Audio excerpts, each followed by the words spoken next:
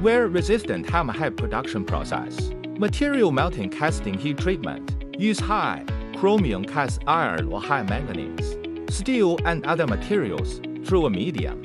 Frequency induction furnace for melting. Control the carbon content and alloy elements such as manganese, copper to optimize the microstructure.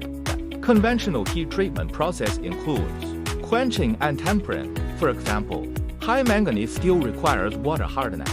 Treatment to enhance surface hardness. And alloy steel requires appropriate heat treatment to achieve comprehensive performance.